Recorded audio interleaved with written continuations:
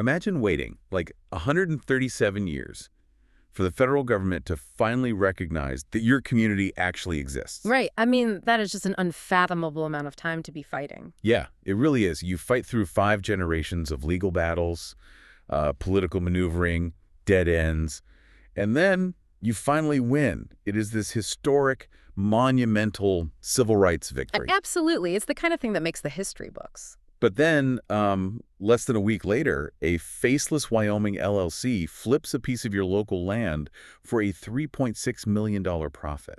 Which is just, I mean, the timing is wild. It's completely wild. And the local detective who's supposed to be investigating the ensuing corruption allegations is apparently more concerned that the whistleblowers are using AI voices on their podcast. Yeah, that's where the story takes a really strange turn. So, welcome to today's deep dive. We have a fascinating stack of sources today. We really do. We're looking at historical Department of Interior press releases, sworn ethics disclosures, open letters, and legislative records. Exactly. And the mission today is to cut through all the noise.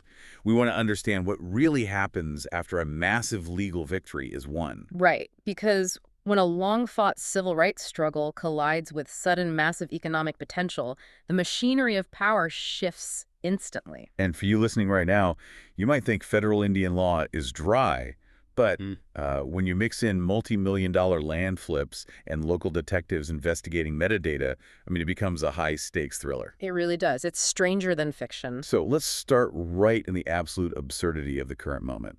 We have this direct message from an independent investigative team. Right, the team known as the Truth Seekers. Yes, the Truth Seekers. They've been releasing all this information, documents, allegations, investigating tribal leadership and financial deals. And we really need to talk about who they are addressing in this document because it sets the stage for the local power dynamics. Oh, definitely. The document is an open letter addressed to a man named Rudy Locklear. And, you know, the source points out his titles, which is crucial. He's a former tribal councilman, a town councilman, and a detective with the Robeson County Sheriff's Office. Which is just a tremendous amount of localized influence concentrated in one person. Yeah, it's a lot of hats to wear in one community. So the Truth Seekers release their investigation, right? And Detective Locklear's response isn't to look into the financial allegations at all. No, instead he focuses entirely on the audio format. Exactly. Yeah, I'm just going to read the exact quote for the Truth Seekers' open letter responding to him, because it's incredible. Please do. They write, we want to be the first to congratulate you on your recent promotion to Captain Obvious with the Robeson County Sheriff's Office. Ouch. Yeah, they don't hold back. They say, thank you for calling out the blatantly obvious fact that this podcast is AI-generated and newly created. You spent more time investigating the metadata than actually listening to the message. I mean, just think about the mechanics of what the detective is doing there. It's wild. The Truth Seekers are putting out information that references actual legal documents and financial transactions, and they happen to use an AI-generated audio format. Probably to protect their identities, or just because it's easier to produce. Exactly, and they don't hide it. But instead of investigating the actual claims, the detective pulls the digital metadata of the audio files to publicly declare that the voices aren't real. It is completely surreal. It's like receiving a certified bank statement showing someone stole your money, and instead of calling the police, you complain about the font the bank used to print it. That is a perfect analogy. You are deliberately attacking the delivery method because you desperately want to avoid dealing with the reality of the content. And it gets worse, because the source notes that Detective Locklear didn't just point out the AI generation, he actually labeled the information as propaganda. Right, and that is a very specific, highly charged word to use, which the Truth Seekers call him out on directly. They provide the literal definition of propaganda in their letter, and I want to read it because it anchors everything else we are going to talk about today. Go for it. Let's hear the definition. It says propaganda is the systematic dissemination of biased, misleading, or manipulated information to shape public opinion and influence behavior, relying on selective facts, emotional appeals, and psychological tactics to promote a specific political cause or agenda. So let's break down why applying that specific word to this situation is such a calculated misdirection tactic. Right, because we are talking about primary documents here. Exactly. Propaganda relies on emotional appeals and manipulated information. But the sources being referenced by these investigative teams are primary public documents. Like county deed records. Yes, deed records, Secretary of State LLC filings, and sworn state ethics disclosures. A deed record showing a land transfer is not an emotional appeal. It's a factual, legal reality. Yeah, a tax document doesn't have a political agenda. It's just math and signatures. Precisely. So if a person in a position of authority labels primary documents as propaganda, they are trying to discredit the medium so thoroughly that the public never actually looks at the message. It's like creating this cognitive friction. If they can convince people that the source is some spooky AI bot spreading lies, the community won't bother clicking the link to read the actual property deed. Right. It's misdirection 101. Avoid the tough questions by attacking the messenger. And the truth seekers know exactly what game is being played. They end their message by saying, if you are still uncertain as to whether the information contained in the podcast is based on facts, please click the link in the comments to view the documents. They're literally handing over the receipts. Yeah, they're saying, don't trust the AI voice, just read the legal documents yourself. And, you know, to understand why these specific legal documents are hitting such an incredible nerve right now, we really have to zoom out. Right, we have to look at the monumental shift in power that just hit this community. Exactly. We have to look at the timeline of the 2025 federal recognition of the Lumbee Tribe. Because the pie just got exponentially bigger. I mean, for 137 years, this tribe fought for federal recognition. The generational weight of that is just staggering. It really is. People started this fight in the late 1880s. Their children carried it on, then their grandchildren. 5 generations of dealing with shifting political winds and bureaucratic brick walls. And then finally, in 2025, that door opens. But the sequence of how it opened is absolutely critical to understanding the political fears being stoked right now. Okay, let's unpack this timeline. Our sources give us a very precise breakdown starting on January 23, 2025. Right. On that date, President Trump signs a presidential memorandum. And this memorandum directed the Department of the Interior, the DOI, to develop a plan for full federal recognition of the Lumbee Tribe within 90 days. Right. And the White House fact sheet released at the time was definitive. It stated full support for full federal recognition and benefits. So if you're a member of the community who has been waiting over a century, you might look at that and think, we did it. The president signed the paper. You would naturally think that. But legally speaking, that memorandum was not recognition. It wasn't. No, it was an Article 2 executive action initiating a process. It was just a directive to an executive agency. So mechanically, a presidential memorandum is essentially the save-the-date card for a wedding. It announces the intention, but you aren't legally married until you sign the actual certificate. That is a phenomenal analogy. The memorandum signaled intent, but it lacked statutory permanence. And the Department of the Interior knew this, right? Yes, to their credit, they did. They conducted their 90-day review, and in August of 2025, the DOI submitted its report. And what did the report say? The central message, which was confirmed by both the DOI spokesperson and the Lumbee Tribal Chairman, John Lowery, was exactly what advocates have been saying for decades. Which is that they needed to go through Congress. Exactly. They said the legislative route, an act of Congress, is the only clear, unassailable, and legally airtight path forward. Why is that, though? I mean, why wouldn't they just let the Department of the Interior handle it since the president told them to? Because executive actions are incredibly fragile. They exist entirely at the pleasure of the executive branch. A memo signed by one president can be revoked by the next president on day one with a single stroke of a pen. Wow, so it's really written in pencil. Exactly. But a statutory law, passed by Congress and signed into law, becomes part of the United States Code. It is infinitely more robust. So the tribe pushed all their chips into the legislative basket. And in December of 2025, they achieved something historic. They absolutely did. And we need to look at the mechanics of how they got it done because it shows the massive political mandate behind this. Right. On December 10th, 2025, the U.S. House passes the NDAA, the National Defense Authorization Act. And just to remind the listener, we are neutrally reporting these political figures and votes simply as historical facts from the text. Yes. Strictly the facts here. For those who don't follow Congress closely, the NDAA is the bill that funds the U.S. military. It's a must-pass bill. The government literally cannot function without it. Right.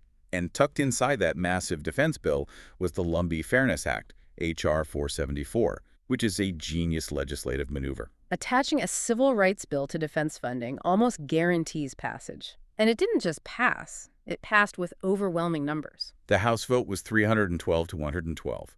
And the roll call provided in the sources shows 197 Republicans voting yes, with only 18 no votes. And on the Democratic side, 115 yes to 94 no. So this was not a narrow squeaker. It was a massive bipartisan mandate. And then a week later, on December 17th, the Senate passes it 77 to 20. Another veto-proof mandate. Finally, between December 18 and 21, the president signs the NDAA into law. And just like that, the Lumbee Fairness Act becomes federal statutory law. The Lumbee tribe officially becomes the 575th federally recognized tribe in the U.S. 137 years of fighting, culminating in an ironclad act of Congress. It's an incredible victory. But, as our sources reveal, the finality of that December victory is being deliberately obscured right now. Yeah, there is a very potent rumor circulating within the community. The rumor is basically the next administration could undo our recognition. Right. And the source material we have, a document titled, "The Next Administration Could Undo Lumbee Recognition. Let's Talk Facts," takes this rumor head on. It says that line is circulating, and it deserves a real answer, not emotion, not politics, just the documented record. It's a terrifying thought for people who have invested their lives in this fight, but legally, it is an absolute fiction. So let's break that down for the listener. Why is it a fiction? How does the separation of powers protect this recognition? It comes down to Article 1 versus Article 2 of the Constitution. Article 1 grants all legislative power to Congress. They, and only they, make federal statutory law. Right. Article 2 grants executive power to the president, whose job is just to enforce the laws Congress makes. So the hierarchy is clear. It's very clear. An executive order cannot override or repeal a statutory law passed by Congress. So if a new president comes in and signs an executive order saying, "I hereby revoke Lumbee recognition," what happens? Nothing happens. The courts would strike it down immediately as a blatant violation of the separation of powers. The source document says it perfectly. Federal recognition granted by an act of Congress can only be reversed by another act of Congress. And the Bureau of Indian Affairs, the BIA, actually confirms this in their own FAQ, right? Yes, the BIA explicitly states that once Congress grants recognition, only Congress holds the authority to terminate it. The executive branch's hands are tied. But, let me push back a little here just to cover every angle. Sure, go ahead. What if a future Congress decides they made a mistake? Couldn't a newly elected Congress theoretically just pass a new law to terminate them? That is exactly the right question, and the source document doesn't shy away from it. It asks, is it impossible? Nothing in government is impossible. But let's look at the mechanical reality. A future Congress would have to draft a brand new termination bill, get it through committees, pass it in the House, and then pass it in the Senate, where it would likely need 60 votes to overcome a filibuster. And then find a president willing to sign it. Exactly. They would have to completely reverse those massive 312 to 112 and 77 to 20 mandates. You don't just quietly flip hundreds of votes on a major civil rights issue. The political capital required would be astronomical. Exactly. And the source looks at historical precedent to show how rare this is. The only time Congress actively reversed recognition was during the Indian termination era, from the 1940s through the 1960s. Which was a very specific, dark period of policy. Right. And even then, it was never accomplished by executive action alone. Congress had to pass specific individual legislation for each tribe they terminated. So the idea that this recognition is hanging by a thread, ready to be snipped by a new administration, is just a ghost story. It's a phantom threat. Their recognition is written in statutory stone. Okay, so their recognition is permanent. But to really appreciate why the Department of the Interior warned them away from the administrative process back in August, we have to look at a heartbreaking counterexample. We do. We have to look at what happens when a tribe relies entirely on the administrative branch. We have to look at the tragedy of the Chinook Indian tribe. Our sources include an official press release from the BIA dated July 5, 2002. And it is a masterclass in the cruelty of bureaucracy. The headline alone is just gut-wrenching. It announces that Neil A. McCaleb, the Interior Assistant Secretary at the time, signed a reconsidered final determination. And the result was officially declining to acknowledge the Chinook Indian tribe. The key word there is reconsidered.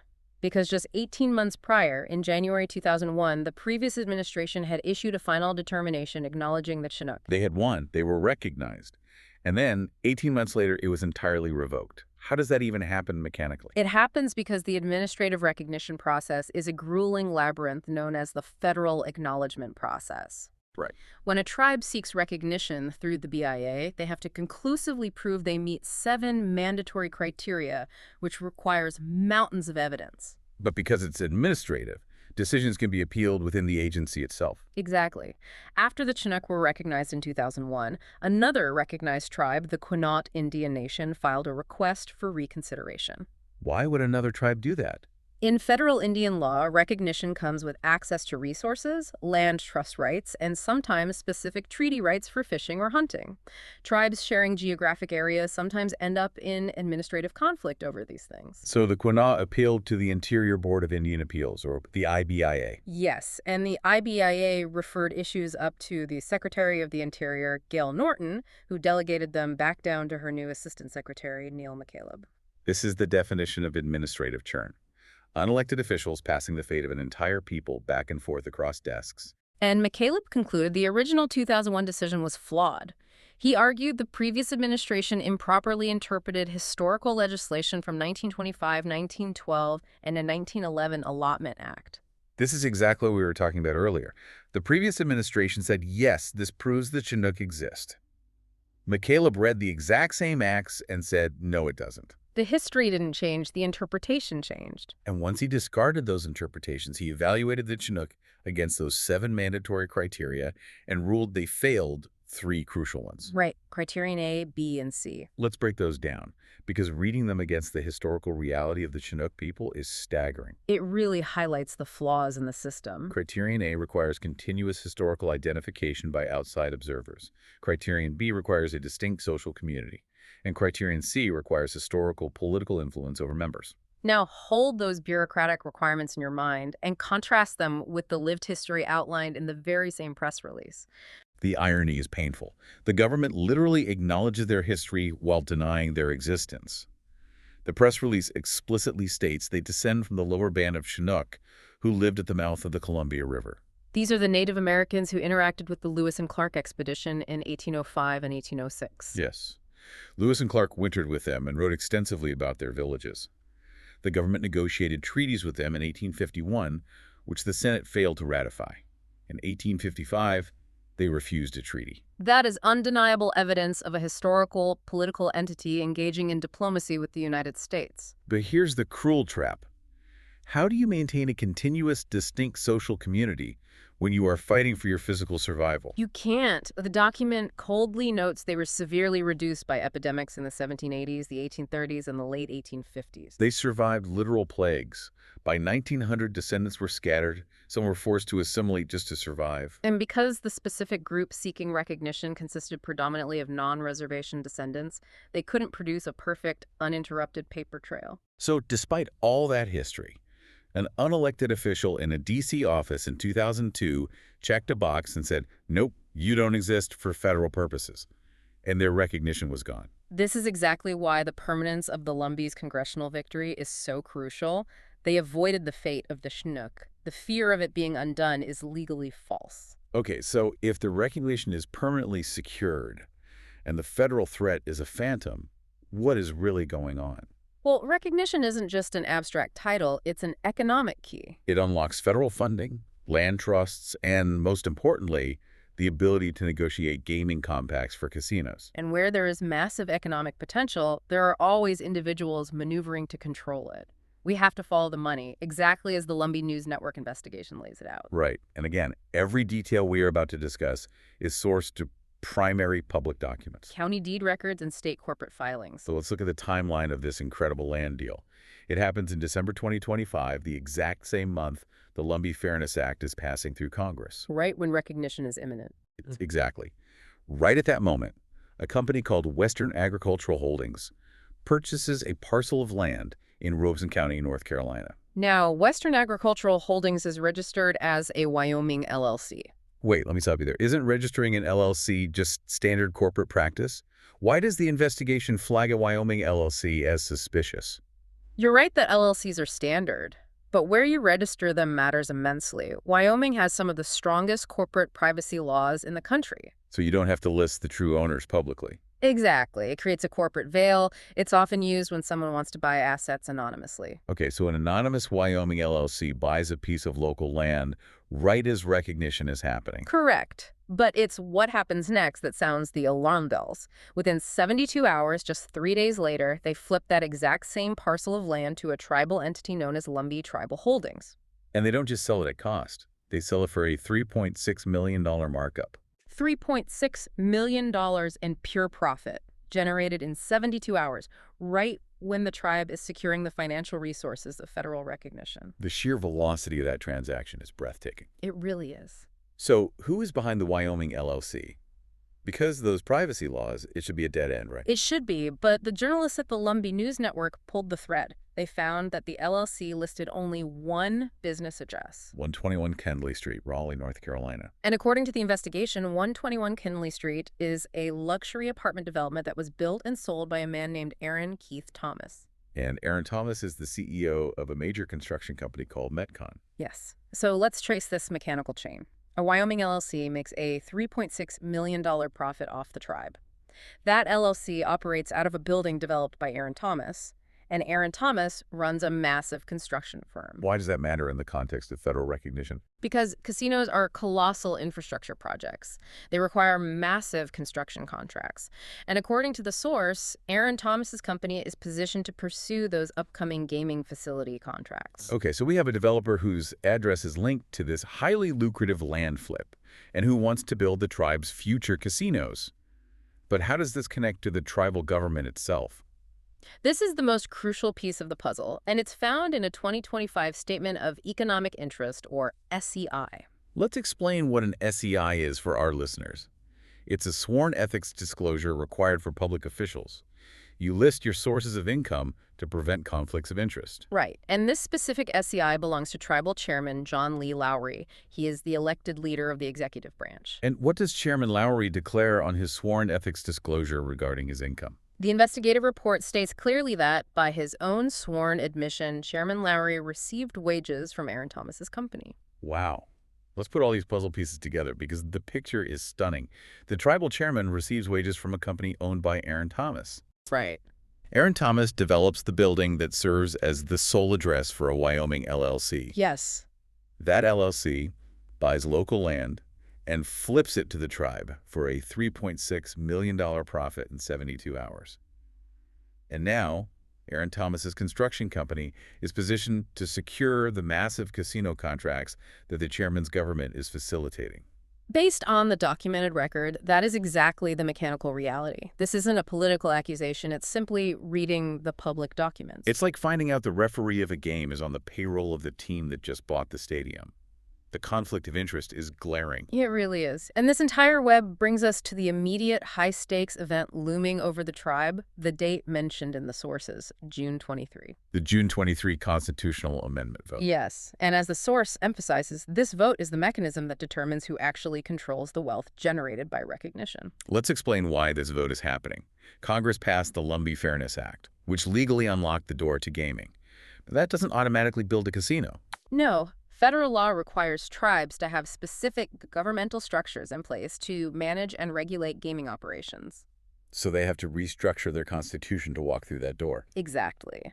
And if this amendment passes on June 23, it consolidates immense power in the executive branch.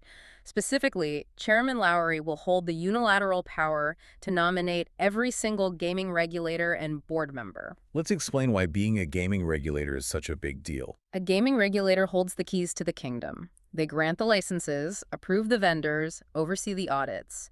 If a construction company wants to build a hotel, regulators approve that bid.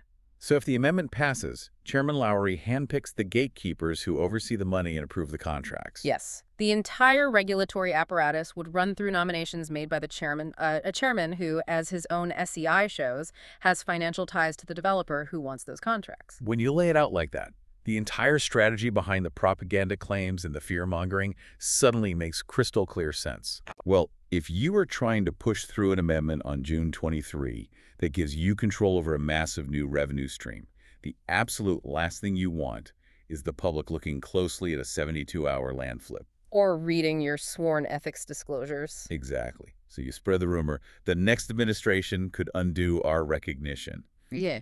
You terrify your community into thinking they're about to lose the victory they waited 137 years for. It is a textbook strategy of political misdirection. Keep their eyes on Washington, D.C. so they don't look at the Wyoming LLC. And have the local detective investigate the AI metadata of the whistleblowers, label it propaganda, and hope the community gets so overwhelmed they just vote yes on June 23. Which is precisely why these investigative teams are fighting so hard to get the primary documents in front of the public. The Lumbee News Network investigation is ongoing, and the sources urge listeners to seek out parts 1 and 2. And the sources also note that an upcoming social media page is going to be launched specifically to continue releasing these primary documents directly to the public. The goal is to bypass the spin. To quote the source directly, read the documented record. Know what was actually passed, know who actually voted for it. Because when you understand the mechanics, you know your recognition is safe. And when you read the county deeds, you know exactly who is trying to profit from that safety. So what does this all mean? We started with a historic, generations-long struggle, a 137-year wait, culminating in an act of Congress, safely avoiding the tragic fate of the Chinook Tribe. The gold medal was secured in a vault that only Congress can open. But the moment that vault was secured, a new game began. A game of Wyoming LLCs, 72-hour land flips, and constitutional amendments designed to consolidate control. And you know, it leaves you with a really lingering, almost uncomfortable thought to mull over. What's that? When a marginalized community finally crosses the finish line of a century-long fight for recognition, we all want to assume the battle is over. Yeah, that the story has a happy ending. But perhaps the real battle is just beginning. Does the sudden influx of federal power and potential gaming wealth actually empower the community as a whole? Or does it simply provide new machinery for a select few insiders to consolidate wealth and influence for themselves? That is the multi-million-dollar question on the ballot for June 23. So, for you listening, remember, the next time someone hands you a narrative wrapped in fear or tells you a whistleblower report is just AI propaganda, don't investigate the metadata. Look at the mechanics. Read the primary documents for yourself, because the long marathon might be over, but the fight for who owns the finish line is happening right now. Stay curious, stay informed, and we'll see you on the next Deep Dive.